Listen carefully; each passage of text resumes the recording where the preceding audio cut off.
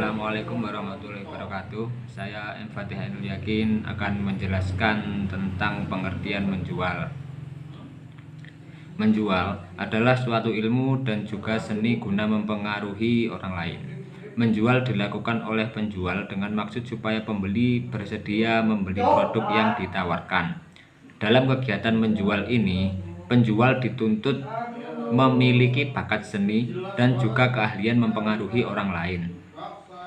Seni menjual adalah suatu usaha untuk mencapai hasil yang diinginkan dengan cara atau jalan menggunakan kepandaian ilmu menjual.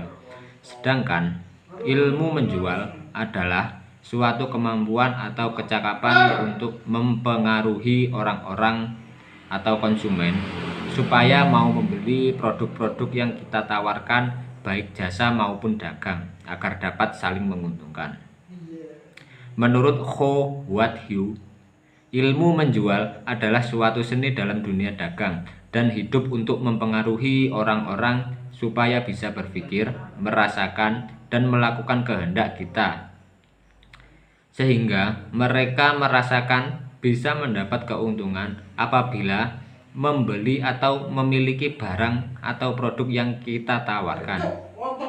Berdasarkan definisi di atas, dapat disimpulkan bahwa menjual adalah suatu ilmu dan juga seni untuk mempengaruhi orang lain agar mereka bisa berpikir dan merasakan keuntungan yang didapat apabila membeli barang atau produk yang ditawarkan oleh penjual.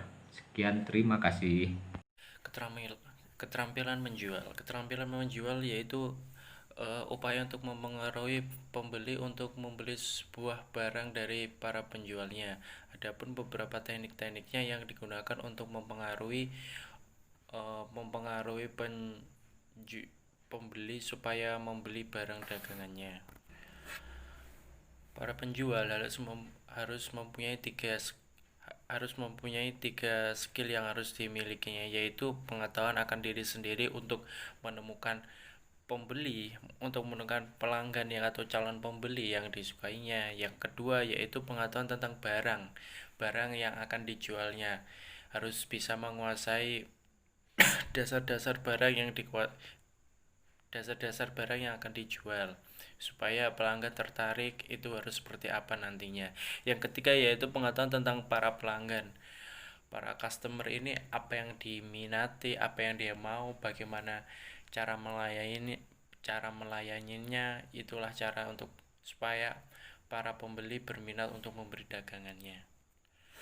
Adapun yang harus dimiliki oleh suatu kewirausahaan wirausaha yaitu ada tiga skill yang harus dimiliki, yaitu satu, keterampilan untuk menemui untuk mempengaruhi pembeli. Yang kedua yaitu keterampilan untuk memperoleh perhatian dari pembeli. Yang ketiga yaitu harus tahu tipe-tipe pembeli seperti apa supaya pembeli bisa seperti dijadikan sebuah raja di situ. Adapun dari teknik-teknik penjualan yaitu ada 5, yaitu attention. Pertama yaitu membuat calon pembeli memerhatikan produk kita. Yaitu apa sih yang membuat suatu pembeli itu tertarik dengan produk kita. Kita tawarkan kelebihan-kelebihannya. Yang kedua yaitu intens minat. Apa sih yang diminati dari pembeli itu, kayak apa yang barang yang sekarang lagi booming seperti apa gitu. Ya ketiga yaitu keinginan sendiri, itu keinginan dari pembeli itu berbeda-beda, nanti itu tergantung selera dari pembeli sendiri.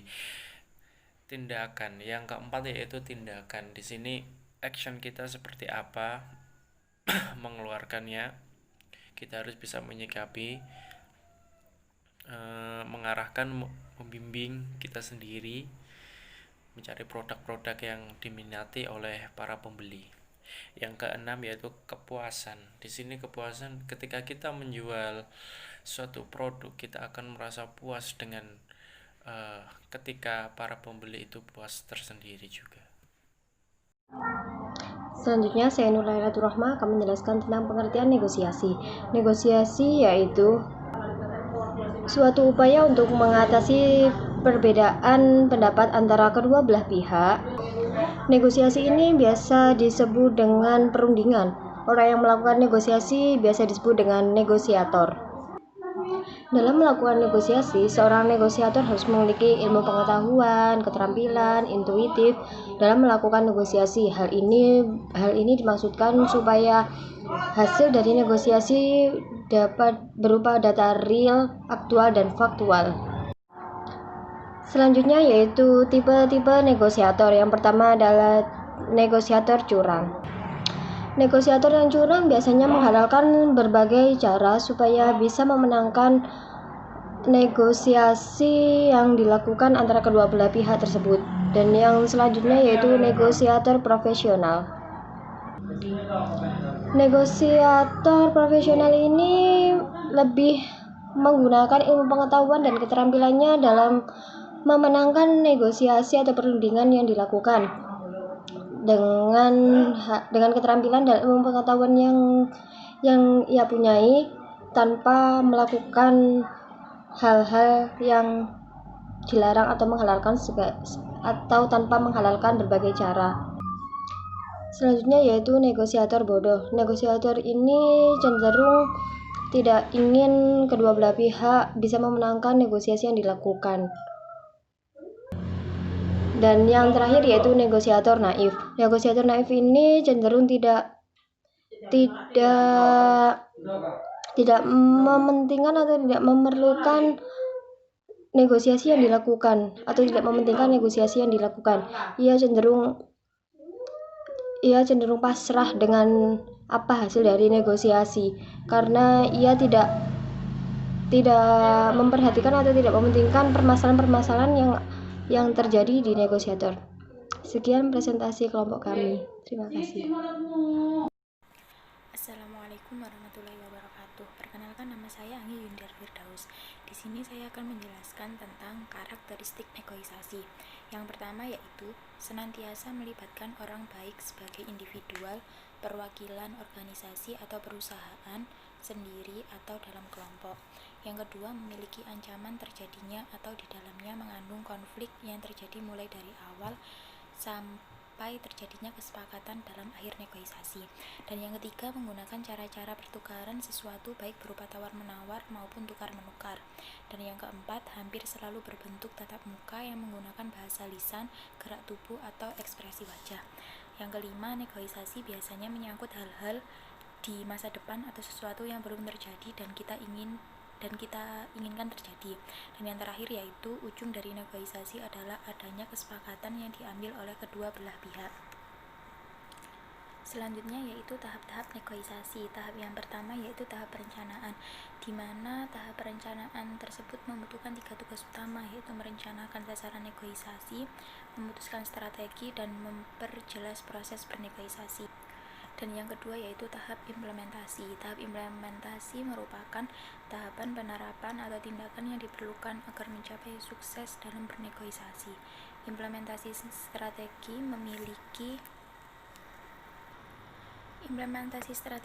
beberapa komponen penting, antara lain yaitu taktik cara Anda, taktik bekerja sama, dan taktik tidak bertindak apa-apa, serta taktik melangkah ke tujuan lain. Dan tahapan yang selanjutnya yaitu tahap peninjauan negosiasi. Tahap ini merupakan tahapan setelah berlangsungnya suatu proses negosiasi. Tahapan ini memiliki arti yang sangat penting bagi seorang negosiator dalam meninjau kembali apa yang sudah dilakukannya selama